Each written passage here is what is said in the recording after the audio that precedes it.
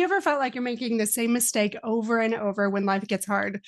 Today, we're going to reveal the biggest pitfall that trips up even the most well-intentioned parents and how to avoid it. Our special guest, Jody Moore, a successful podcaster with over 20 million downloads, shares her secret to cultivating joy in both parenting and life. So get ready for some insights that will transform your approach to challenges and help you break free from self-defeating patterns.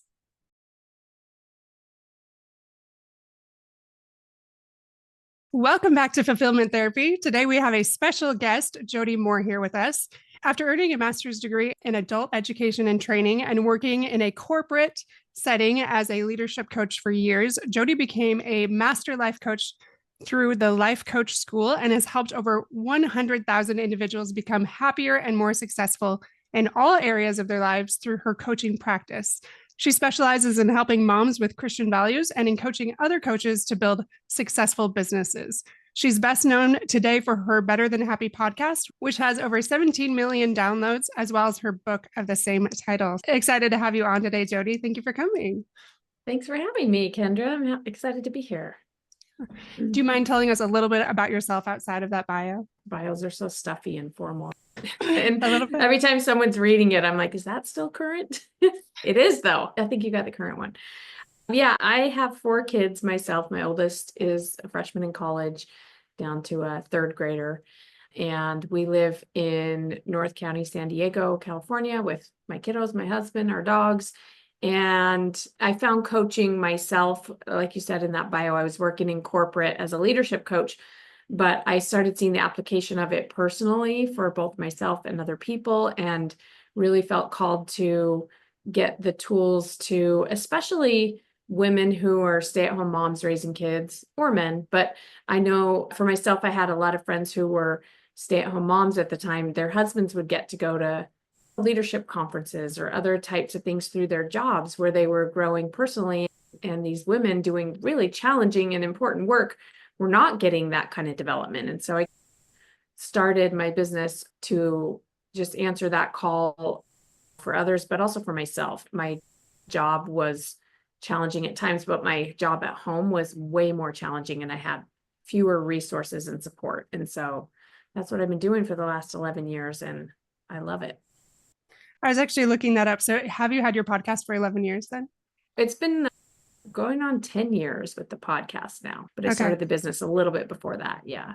So 11 years of coaching then, is that right? Before we got on, I was talking to Jody about what a mentor she's been, even though I haven't really met her before, but had sent you a few different emails being like, I just want to be you when I grow up, essentially. Oh. And you were very gracious about it, but not doing that at the time. And it turns out you are doing that now. You are coaching people how to be coaches, or how would you say that? Yeah, I'm helping other coaches in a couple capacities. One, on the business side, a lot of coaches are passionate about coaching, but a little more reluctant about marketing and sales and things. And so I love helping them bring the two together so they can make the impact they want. And then I'm just starting this year to train coaches as well. It's been really fun. Yeah. Amazing. And yeah, I was just a little bit too early, but love that you're doing ahead that of the times. Yeah, I knew what you're going to be doing. But that's amazing. And I have been a big fan of your podcast for quite a while. I think that's actually what got me on this trajectory. Like, I want to help influence people, increase those positive ripples, putting that out in the world. And I love how you talked about, you really felt inspired to help stay-at-home moms and help in that space, especially when their husbands are off doing these other things. And I'm putting words in your mouth a little bit because I've listened to your podcast, but maybe those that feel a little bit lost, like trying to help them in their different challenges. Can you, just for listeners that don't know, what type of women do you help specifically? So I know it's stay-at-home moms, but is there certain things you like to talk about a lot in your coaching? I describe what I do as mental and emotional fitness, right? I'm not a therapist like you are, Kendra. I'm not trained in certain diagnoses and mental illness, if you will.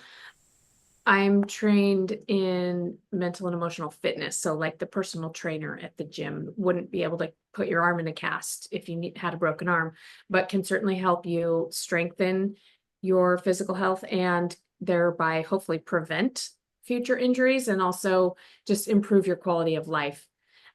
Just Again, a personal trainer does that physically. I do that mentally and emotionally. And so all kinds of things come up in my coaching program. I talk a lot about being a member of the Church of Jesus Christ of Latter-day Saints. And so I tend to attract and put out there that I can bring your faith into this work. And so I have a lot of clients who are members of that faith or similar conservative Christian values, if you will. But we coach on everything from parenting challenges, what's going on with my teenager, to marriage stuff, and just overall confidence, feeling like you don't fit in with your friends, or getting over some kind of a grudge, maybe a disagreement in a relationship, all the way to like goals, people wanting to eat better, lose weight, grow their businesses. So any of this kind of stuff that comes up, any challenge we have, whether it's a challenge that life gave us or a challenge that we've created by setting a goal, requires mental and emotional fitness. And that's where coaching really comes in. So, And how did you decide to go that coaching route? It just seems like such a yeah. big shift. Yeah. So at the end of my time in corporate, the company that I had worked for 15 years, I was doing leadership coaching. I started to fall in love with coaching, but the company was going through massive regulatory changes. And I knew I was probably going to get laid off. Almost everybody was getting laid off. And I could see it coming. I had 3 young kids. One was 6 months old. And then I had a 6-year-old and 7-year-old. So I was, oh, gosh, is this my sign from God or whatever that I should stay at home with my kids now?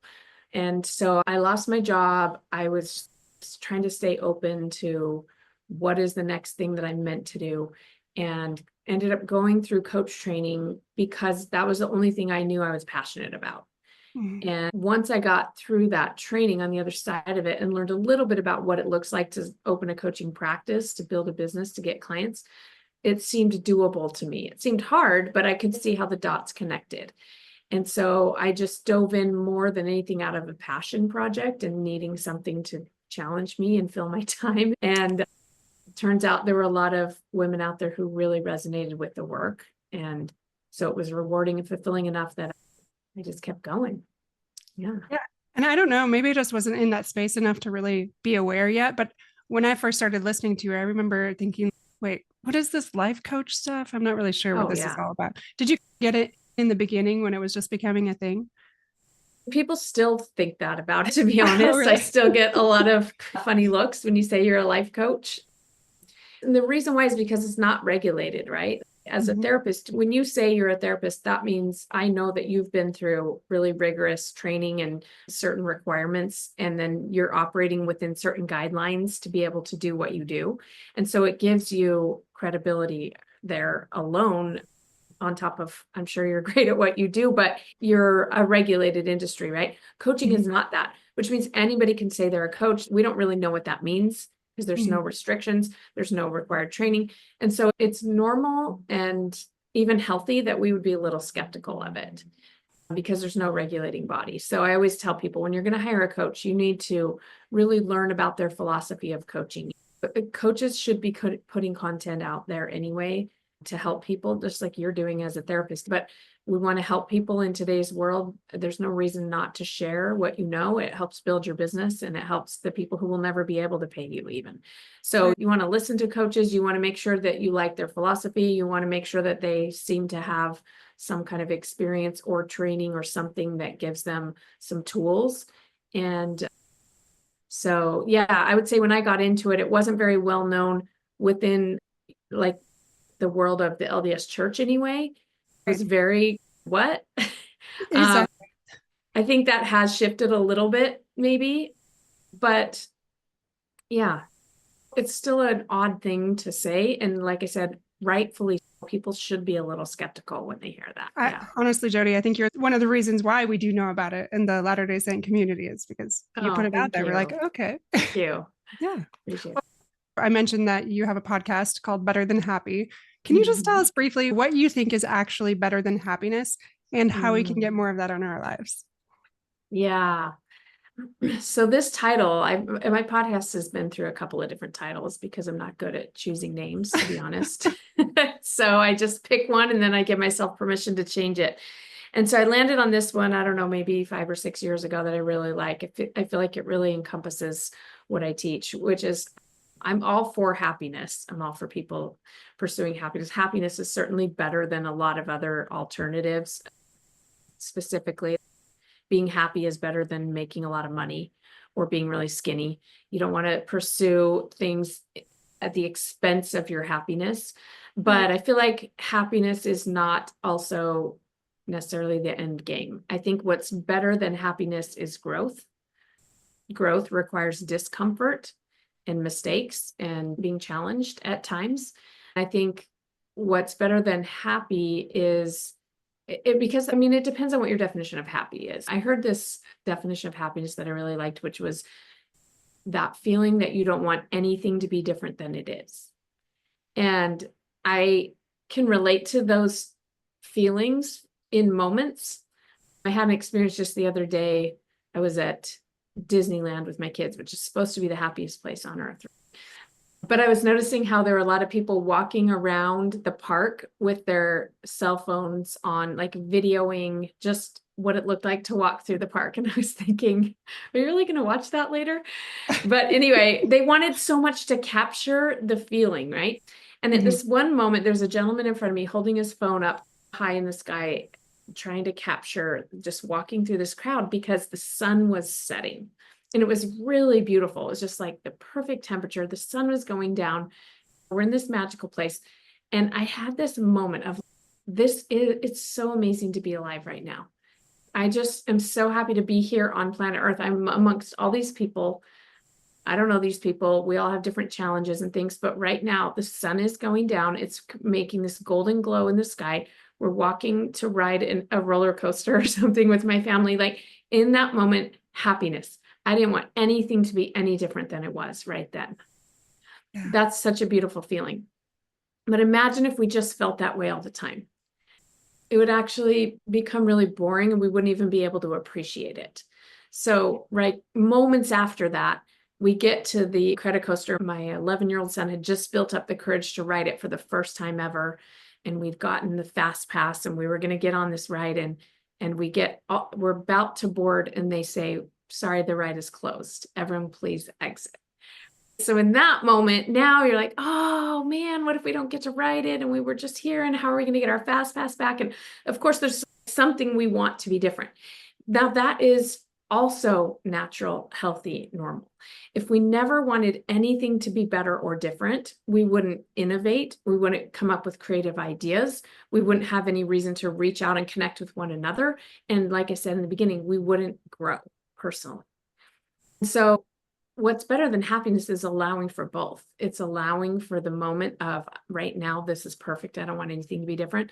And then the next moment, I wish this part had gone differently. And then showing up in life for it, not letting it ruin, not saying that was a terrible day at Disneyland. That was an amazing day at Disneyland, but there's both, right? And part of the reason the good times are so good is because of the contrast of the parts that aren't ideal.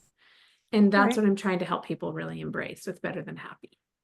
I love that perspective. It almost reminds me of Gordon B. Hinckley's quote about, I think it was him that, unless he was quoting somebody else, but life is not always going to be these amazing sunsets. And most of us are just going to be ordinary. I think he was speaking to the same thing. Like it's still beautiful. It's still part of the process. Yeah, I think I know the one you're talking about. He says something at the end that the trick is to enjoy the ride. Right? Exactly. Even though there are all these things. Yeah, he says it more beautifully than what I am right now. But yeah, it's true. And to also let the parts that are challenging evolve you, for lack of a better word. I was recently watching the documentary, I think it's on Netflix, about Martha Stewart. Have you seen this one? I have not. Okay, it's really fascinating. She ends up serving time in prison for tax evasion. That's a whole nother story. But anyway, by the end of her 7-month stay, at first she's really scared and just keeps to herself. But by the end, she is teaching the other inmates how to plant a garden with the very little resources she has. But she's able to get a few seeds or something, and there's a little bit of soil somewhere that they let her garden in. And she's teaching them how to take the prison food and do things with it to make it a little bit more tasty. And like, I was like, she's in prison and she can't help herself. She's Martha Stewart. And that's just what I think is, can we be, not that we have to always be our best selves, right? but can we lean into becoming and trying on in moments being our most ideal self, even when times are challenging and circumstances aren't lining up how we wish.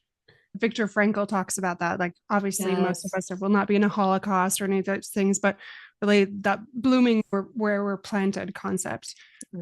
But I love how you talk about growth. That's very much what I talk about to my listeners: growth, fulfillment. Tony Robbins talks a lot about that, about how progress equals happiness, and very much what you're speaking to as well. But I love the part where you're like, it requires mistakes and discomfort, and that leaning in, and to discredit that is kind of missing the mark a little bit. I have a client that she's always, what is wrong? Just going through these different things. I'm like, that's a part of life. That's just the byproduct of being on this earth, is we experience these things, normalizing the human experience a little bit. And it sounds like you talk about that a lot then too. Yeah, that's right. Love it. So when it comes to your professional journey as both a podcaster, a coach, an author now, what's one thing you've learned about yourself that you never expected? So many things I've learned about myself and I'm still learning. I would say I spent a good deal of my life trying not to be someone who was needy or high maintenance. I have an older brother and I was really close with him and his friends. And so I heard them talk about chicks as being high maintenance and how that was a bad thing. And so I was like, note to self, don't be high maintenance. And occasionally, my dad would say things like, she just has a lot of needs that aren't being met. And I just took this mental note, don't be needy, don't be high maintenance. And as I've pursued different things in my life, I've come to just accept that I am very needy and I'm very high maintenance. And maybe I'm unique in this way, or maybe we just all are. I don't know. But when I finally embraced, it's okay. Like, human beings have needs, and maybe I have more than most. I don't know. But when I stopped trying to not be those things and I just embraced that I am, then I figure out ways to meet most of my own needs and to take care of my quote unquote high maintenance self. And not that I don't get a lot of it from my husband or loved ones or what have you, but I don't rely on them anymore. And I certainly don't shame myself out of them. If I'm needing connection, I'll reach out to someone and say, I just really need to connect with someone. Do you have a minute to talk? Or I don't know. I just learned that letting myself be needy and high maintenance has served me so much better in my life. I had somebody recently at a business mastermind I'm in say to me that he sees me as somebody who ignites people. And he described me as a spark plug. He's like, some people are igniters. You're an igniter. You get people fired up. And when he described me as a spark plug, I realized, well, that's why I spend so much time meeting my needs, because I have to keep my spark. I can't do what I'm doing. And I'm actually not a spark plug. Like, I get a spark from somewhere too. And that's been good for me to understand and to embrace in the end. It sounds like a lot of what you're talking about is ownership. Like, you don't require other people that meet your needs, even though you're willing to reach out to them, like your husband or otherwise. And then at the other end, you said that you are needy and high maintenance, but it almost feels like you have just found a way to meet many of those needs and not be that victim, but take that ownership. I don't know if I necessarily see that as needy, but I guess I can see what you're saying too with that self-care. Like, you recognize you can't neglect yourself if you want to show up as that leader and your best self. Am I understanding that right? That's right. And I discovered that, especially as I grew my business and as a coach and as a podcaster and all that. But even as a mom, when my kids were younger and before I really understood this work and had internalized it, their kids need so much, especially little kids. They're so dependent on us. And I get it. It's hard. I used to cringe when people would be like, self-care is really important. And you're like, that sounds nice. When am I supposed to fit that in with everything else? And if you don't have money and you don't have time, you don't have energy, like, the kids feel like they take everything out of you. And for some people listening, maybe it's your kids, maybe it's your job, maybe you're caring for a spouse or a parent or somebody. Like, I get it. There are ways that we want to serve and give that feel immediate and feel like they take everything from us. And so I used to have the mom guilt if I did anything for myself, if I was going to go to the gym, and I remember putting what are my oldest kids, but they were little at the time, putting them in the daycare at the gym, and they hated it. And they would cry and they didn't want to go to the daycare. And they were just, I have very clingy children who never liked being away from me. And I would feel guilty about that. And I think that's normal. We don't want to see our kids struggle, but I just learned after a while, there's no way I can be a good mom to them and not go to this class at the gym. And back to what we said about better than happy. Not only is it okay for me to not always be happy, it's okay for them to not always be happy too. Yeah. I have to take care of my own needs. Not only is it okay, it is necessary for me to be the mom I want to be. And I don't know how all the time to fit it in or to make it happen. All I know is it's just as important as taking care of everyone else.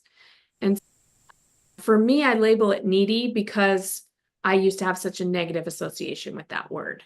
And I've just embraced it as like a beautiful part of who I am. That actually really resonates with me too. I had 3 brothers and 3 sisters, and same message. I wanted to be the one that they were all impressed with, more of a tomboy. Now I'm still a little uncomfortable about, I never get my nails done, anything like that. I'm like, oh, I don't want to be high maintenance. So it totally resonates, but being able to let that go. I love the double standard that we weren't supposed to be high maintenance, but we're supposed to look great all the time. Yeah. How do we maintain that? Impossible standard. Just saying. The part that you talked about with kids, this is super hard. I see this with my clients all the time, how you said it's okay for them to not always be happy too. Because I see a lot of my clients, which are your clientele too, very similar, where they just feel, and we're almost going to the other extreme. At one point, they were like free range chickens. And now this generation, it's like we're helicopter parents where we can never let them be uncomfortable or not totally tended to. And we have this major mom guilt that you talked about. So what do you coach your clients when they are feeling stuck in that? Yeah, self-care is good, but there's still those moments though, like, how do you know that balance that you're not getting too far on one side or the other? Because I'm in your position, not as far advanced as you are, but it's really hard to not feel depleted at the end of the day sometimes and feel like, okay, now I'm meeting my boundaries with my kids and I'm here with them, but I'm so not here with them. I'm so exhausted.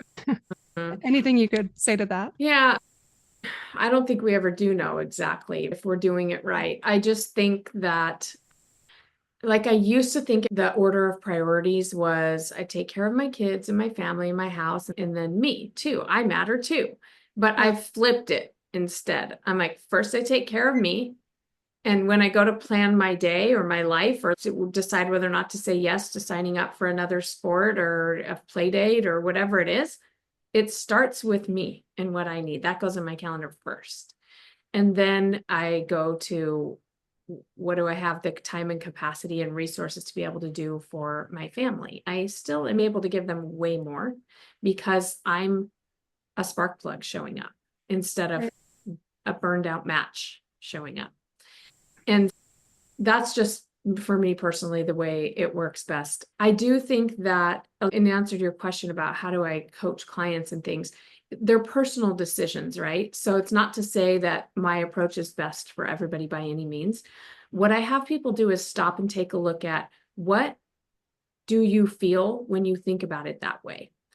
So for me, when I think about, I have to put my priorities or my needs first, and then I'm going to have more to give my family. I feel lit up. I feel inspired. I feel empowered. I feel energized. It brings me alive. If somebody else doesn't feel that way, it's not the right way to think about it. I really do believe that the right path for us, quote unquote, and if we want to get religious, even like what the Lord wants for me, feels, I don't want to say good because that would negate the fact that there's still a lot of challenge and fear. But like when I set out to build my business, or maybe you can relate to this when you launched your podcast or started your therapy practice or what have you, it lights you up to think about it. Even though it's scary, even though at times it's overwhelming, you feel lit up about it. And that's what I'm always trying to coach people through is, which decision do you feel lit up about? Let me give one other example here, because we tend to make decisions from trying to avoid something scary or bad, right? Do I do this thing with my kid? Let's say, do I go on this girls trip that I had planned, or do I stay home because my kid is in the soccer tournament finals and I'm going to miss the playoffs or whatever if I go, right? This type of a decision. So we start making decisions from what would be worse. It's going to be a bummer to miss my girls trip. I'm going to be sad. I'm going to feel like I'm missing out, etc. But if I miss the playoffs, my kid might be disappointed. They might be telling the therapist about it one day. It could mess them up. Right. So we make decisions like this. So what I always coach people is, wait a second, what if either way, it's amazing? Either way, it could work out great. Like, what if you put some faith in yourself, your child, God, the universe, whatever you want to put faith in? Let's put some faith in some things and decide that either way, it could be for everybody's best interest. If you chose to go on that girls' trip and your child was disappointed, that might be a great opportunity for your child to learn how to deal with some disappointment. And maybe, sometimes I'll even dream up stuff in my head. Like, maybe they're going to have a sad moment where they're feeling down, and then a friend is going to reach out and say something that's going to really connect with them. And they're going to, for years, tell the story about the time they were down and the friend said the thing and how that changed them. And that taught them now to be nice to people. Like, that's all possible, right? It could be amazing for your kid, even though there would be negative emotion. And likewise, what if you don't go on that girls' trip and you're sad about it, but it turns out that while they were gone, there's something else that happened at home that if you hadn't been home, you would have not been there for. And I'm not saying we're trying to predict what's going to happen. I'm saying show your brain it could be amazing either way. Instead of making the decision from it's going to, either choice is bad news. Like, no, either choice is great news. Now what? And to retrain your brain to see the world that way then helps you create a world that is that way in the end. Yeah. Do you mind if I use a personal example to see if please. I can understand? Yeah. Okay. So yesterday I was fasting about, maybe you're like this, I don't know. I have to back up a step, but I am a very motivated, high achiever, love just getting out there. Love it. Lights me up. But sometimes it can become a vice, this superpower of mine. And so I've been fasting and praying about, okay, is it time to go get a PhD? There's also Dr. Joe Dispenza. I don't know much about him. Love him. Oh, love him. We really want to do this Cancun training that I've been wanting for a while. So both of these things, but my daughter is going to college in the fall. There's a lot of big things, braces, a new van, all of these things are coming up. And, you know, that anxiety is, oh, shoot, am I being selfish here? What should I do? So what I'm understanding you saying is we choose our narrative. So it could be like either one could potentially be good. Either one could potentially be bad. But then what? What's that next step? If you're still feeling like, but I don't know if I should do that to my family. And is this really realistic? And what would you say? I like the part where you said either one could potentially be good. But then we're going to take off that last part where you said either one could potentially be bad. Because here's the truth. Either one is going to be 50-50. Okay. That's the concept I like to live by is 50-50. Like life is meant to be 50-50, actually. Half positive and great and expansive and happy, and half challenging, frustrating, difficult, overwhelming, stressful. And that's not life, that's our brains. Okay? But 50-50.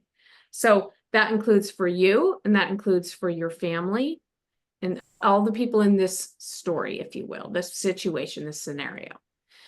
Then when you ask the question, am I being selfish? That's where I go back to selfish in the way that most of us want to avoid is like harming people in order to benefit ourselves, like ripping off the elderly through a fraud scheme where we text them saying we're their bank account. That's selfish. So what your decision here that you're trying to make about going to a training or a program that you feel called to is not selfish, not like intentionally harming someone, right? For your own gain.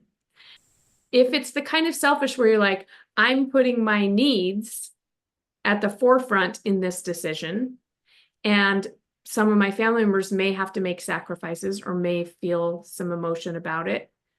That's the kind of selfishness I am always encouraging women to go towards, because that's going to, again, turn you into the spark plug that ignites you, which helps you better ignite your family.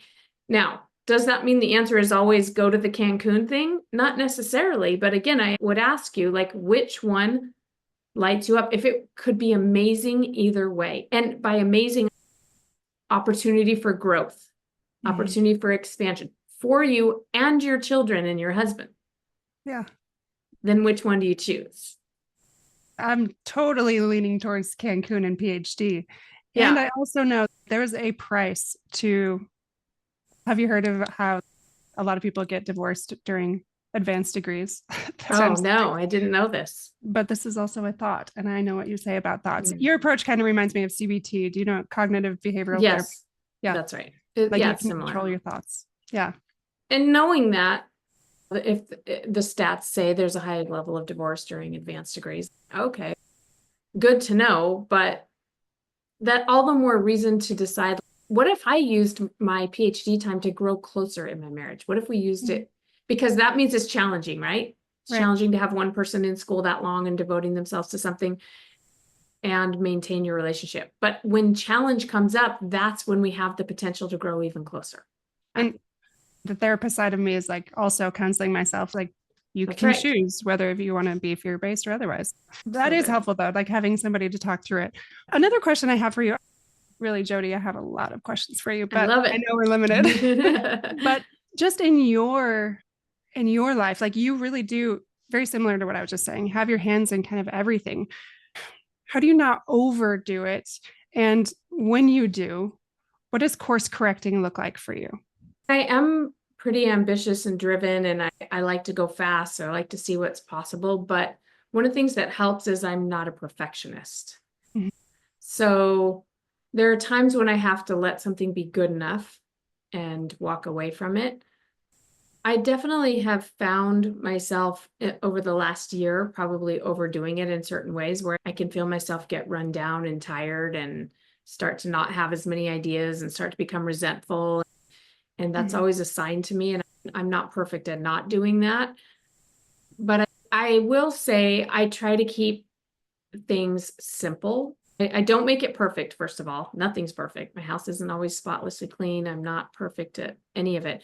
But also, I try to keep it simple. So in my business, for example, as we grow, I'm constantly managing to keep it as simple as possible. A lot of coaches, for example, are like, we have all these clients. That's great. Now, what if we did a live retreat? And maybe we should create a course and sell that too. Because there are people who would buy that course that might not sign up as clients. And then what if we have a group option in addition to one-on-one, because that would be cheaper for some people. Before you know it, they have 7 offers. And I just know that just runs away from you. All of it requires maintenance and attention and customer support and marketing and all that. So I'm always like, no, this is what we're doing. This one thing, or maybe 2 things. Right? And how do we keep it as simple as possible? And when it gets complicated, I'm not afraid to change things.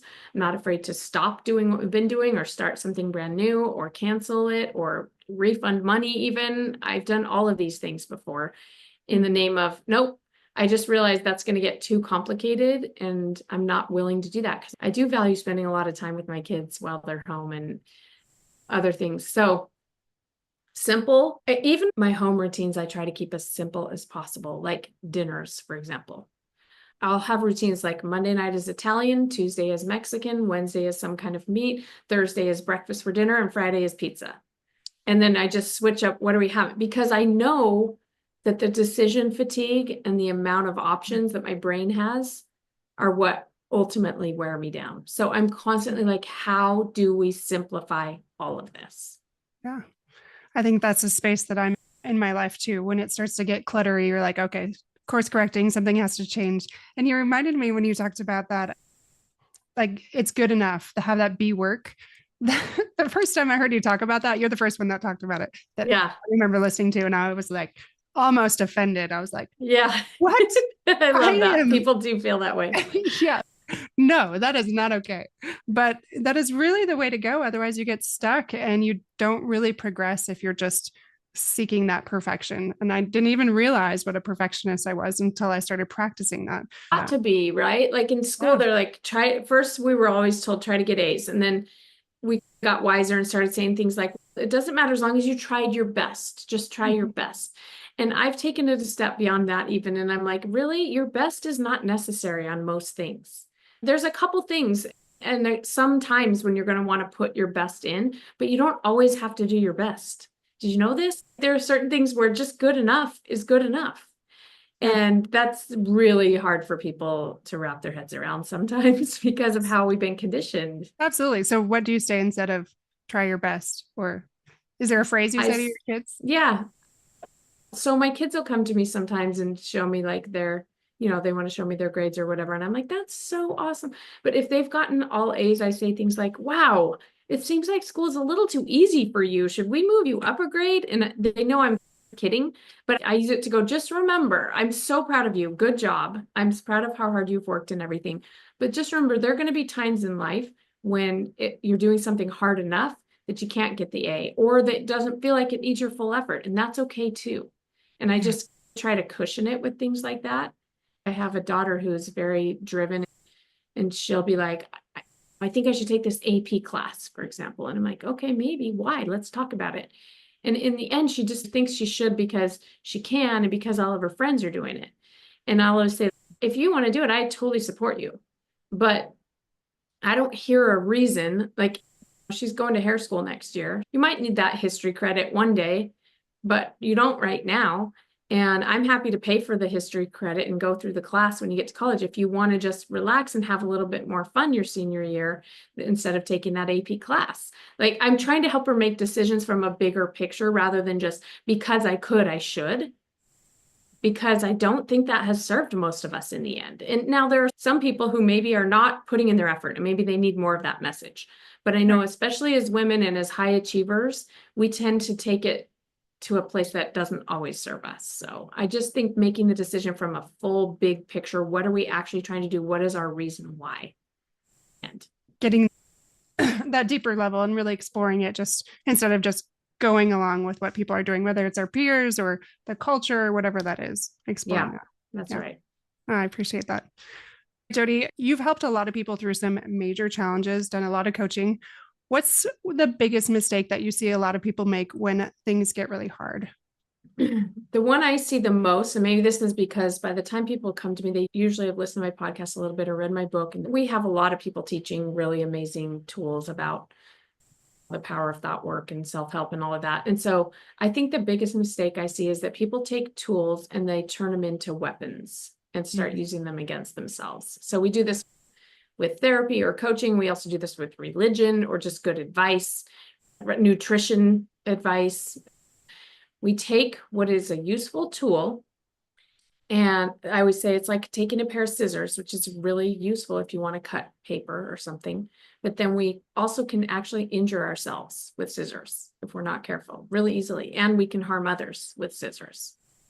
So when I teach people, listen, you get to choose how you're going to think, which means you get to choose how you're going to feel, and you get to choose who you're going to be and what you're going to create in your life. It's basically what I try to empower people to understand. Then when they're struggling, they're unable to choose something more positive. They come to me saying, I know I shouldn't be thinking this. I know I shouldn't have this bad attitude. I know I should be showing up differently. I'm like, well, we're not going to take those scissors and jab yourself in the neck with them. That's what we do, is we judge ourselves.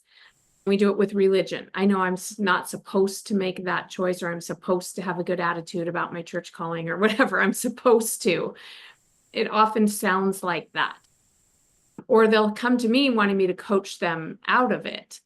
I'm stressing, I'm worried about my child, and I know I don't have to be worried about my child. Can you help me find a new thought? And the first step isn't to decide that you shouldn't be and find a new thought. The first step is to embrace, of course you are, because you're a human being with a human brain. And we struggle sometimes, and we have stories and visions in our head of what could go wrong, and we judge ourselves and we judge others, and we say we're going to do something and then we don't do it. Yeah, welcome to being a human being. And so that's the biggest mistake. If you're going to use it to judge yourself or to judge others, that's the other thing. I just wish my kids understood that they can think whatever they want and then they'll feel better. I'm like, why? Your kids are on their own journey. Let them figure it out on their own time, in their own way. It's okay for them to struggle, right? So it's taking a tool, turning it into a weapon. We obviously do this with religion when we're judging one another or shaming ourselves. So I'm always telling people, no, the first step is just curiosity and fascination and a deeper level of awareness. Right. Oh, look what I'm doing there. That's fascinating. Huh. Apparently, that's where I need to be for today or this week or this year. I don't know. Like, apparently, this is what's going on for me. And that's okay. It's curious. It's fascinating. It's interesting. It's not the only option. I'm not saying I'm going to stay here forever, but for a minute, let's stay in this and let's embrace me and love me instead of judge me. Let's go, hey, like I talk to myself all the time. Hey, Jody, I see that you're struggling. That's okay. I got you. It's okay to struggle. Yes, it's my thinking creating it, but that doesn't mean I should be thinking differently. Mhm. Gosh, it seems like you're having a rough time. You want to just be down today? I got you. We'll be down. It's okay. I'm not mad at you. So it sounds like that. And when you can embrace and love yourself where you are, then you have the ability to change what you're thinking. It's so ironic. It feels like if I just embrace myself, then I'm going to stay here forever. But no, we stay there forever when we're resisting and shaming and judging ourselves. Yeah. So that's the biggest mistake that I'm always trying to help people out of.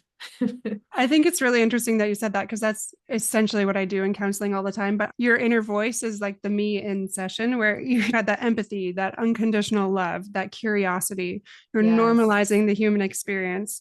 You're just letting go of that control. And then you're able to change or move forward, but not beforehand. And that's very Yes. much how I talk my clients through it. Have you ever heard of shoulding on yourself? Yes. I It, know. yeah, we do it all the time, Because right? yeah, and that is the power of working with a therapist or somebody, right? Is when you tell somebody about what's going on and they're not like, what? I went to a therapist once and I remember thinking he's going to be so shocked when I tell him what I've done and what's happening in my life. And he wasn't. He was just like, "Huh." I'm like, no, did you hear me? Did you hear what I said? And just having somebody not freak out, panic, judge me, be like, oh, this is really serious. I don't know what we're going to do about this. Just normalize it. And Mm. yeah, then all of a sudden you realize, okay, this is not the end of the world. I'm just a human being. That is what I'm teaching people to do for themselves as well, Yeah. hopefully. Yeah. Oh, that's beautiful and incredible. And everybody needs to hear it. And sometimes they can hear it better for somebody else. And I love that you're to that point where you can be your own therapist, offer that, Yeah. and then work through it. One thing I love about you is how you spread those positive ripples. You're a leader, that forerunner, especially in the Latter-day Saint community. What about other people that are wanting to become leaders and wanting to lean in, but they feel like imposters? They feel terrified of moving forward. What suggestions or advice would you have for them to lean in and to embrace that? I would say that fear is, in most cases, an indicator that you're headed towards something really amazing that you're maybe even called to do if you're anyone that has a spiritual belief like that. I think we think, well, okay, when I start pursuing my dreams, my visions, my goals, it's going to feel amazing because I'm finally going to be doing the thing I want to do. But the Mhm. truth is, it feels amazing at times, but it also feels really scary. And that imposter syndrome is, again, natural human thing because your identity is changing. You Right. are growing, you're gaining new skills, you're gaining new experience, you're making an impact maybe in somebody's life or in your family's life or the people that you come in contact with. So it's natural to feel like, oh man, are people going to find out who I really am? Yeah. The truth is, you really are, you've always been that person that's capable of that, and you'll always continue to grow and change. And so, I guess what I'm saying is a lot of times fear feels like a sign that we should turn back or quit. Mhm. Fear means you're on the path to something extraordinary. Now, the reason I say most of the time is because if I'm on a hike and I see a bear and I feel fear, that is the kind of fear that means, yeah, you should probably get out of there. You should probably get to safety. But the most of the fear that we're experiencing in our lives is not that type of fear. It's not legitimate adrenaline pumping through your body kind of fear that we need. It's a construct in our minds of, oh no, what if something goes wrong? But really nothing has gone wrong usually. Mhm. Yep. Most. And so you have to know the difference. If you need real fear, there's a book I read years ago called The Gift of Fear by Gavin DeBecker. And he talks about this, that fear is a gift, right? But we don't have very much danger like that in our lives. And yet we've evolved with this gene to generate fear. And so we've turned it into, what if somebody judges me on social media? which is not the same thing as running into a bear in the woods, but your brain doesn't know the difference. Right. And so coaching helps a lot with that. But I would just say imposter syndrome personally, like I still feel it sometimes come up. Sometimes I'll be doing an interview like this, talking about something, and there's this voice in my head that's like, oh, you don't even know what you're talking about. And I just let it be there. I don't necessarily try to get rid of it, but I also don't give it much weight or credit because I'm like, it's true and it's not true. It's true. I did just make that up because that's what came to my head and that's what felt like the right thing to say, but we're all just making it up. And it's also not true. Like I do have some experience and some knowledge and some training and some education here. So I know that thoughts like that are both true and not true. And so I'm not scared of them and I don't take them seriously. And that's what I would offer to people, to just go take little steps. You don't have to jump off the cliff overnight. Take little steps. The fear will be there. It's okay. Keep going because, and this is the last thing, is like, we need people to do whatever they feel called to do. Yeah. Whatever you feel called to do, whatever you feel excited about or just curious about. Maybe you're super passionate or maybe you're just curious and you're afraid to tell anyone. That is the path to your best life and your best contribution. And I believe God created us to contribute. Yeah. And we won't feel fulfilled if we're not doing it. And so we need you to go towards that, whatever that is. Amen. Yeah. Especially as you're talking about fulfillment, it's totally my thing. I couldn't write fast enough, but like we're called to contribute. Like we need more people to do whatever they're called to do. And I love also how you talked about gift of fear. Yeah. And I've talked a lot about that on my podcast too, how I really do believe that anxiety and depression, all of these things, they are gifts because they often propel us to change. Whereas that just cushy kind of living really doesn't motivate us very often. I've learned to lean in and love it and normalize it, just like you do in your head for yourself. So very well said, very beautiful. And I just want to give you like 12 amens to that. So thank you. Thank you so much. And just last but not least, what's one way that you've created personal fulfillment in your life recently that you're proud of, that you'd like to share? The month of February turned out to be a month of a lot of self-care for me. And I didn't actually even realize it. I did go on a girls' trip to Mexico and I knew that was going to be fulfilling. I do that every year after the holidays. But I also went to a couple things that I thought were for my business that turned out to be more for me. A conference that was a very like kind of meditation, breath work, visualization type of model I was taught that was really impactful. And then a business mastermind, I referenced that in the beginning, that ended up just amazing connections with people. And yes, we were talking about our businesses, but also we were really just talking about ourselves and evolving ourselves. And I don't normally do 3 things in 1 month like that, but I'm feeling like I really needed it. And I'm feeling fulfilled because of the time I put into regenerating myself. And now I'm excited to go give that back to my family, to my clients, to others. Oh, so beautiful. I love that you do that. February is actually the month that I least look forward to. So I'm trying to do that same thing, fill it with beautiful things. Yes. And you're talking about like a trip with girls. I'm like, oh, highly recommend. Highly recommend. Yes. Yeah, that's beautiful.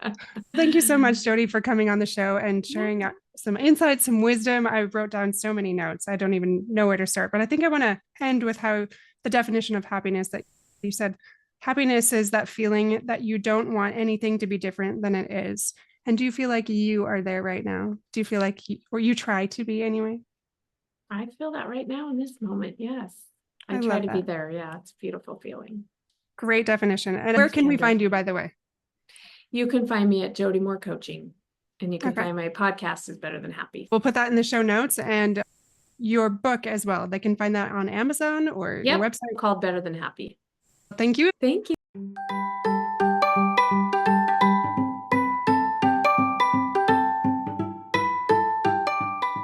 Hey friends, I hope you enjoyed today's episode. If you did, chances are someone else would too. Would you take 30 seconds to share this with a friend who's looking for greater family fulfillment? And while you're sharing, tell me what you think about the show by leaving a review on Apple Podcasts. It refuels me when I hear this podcast is helping you, no matter what your house or your hair looks like. I'll meet you back here every Monday and Thursday morning for more episodes. Until then.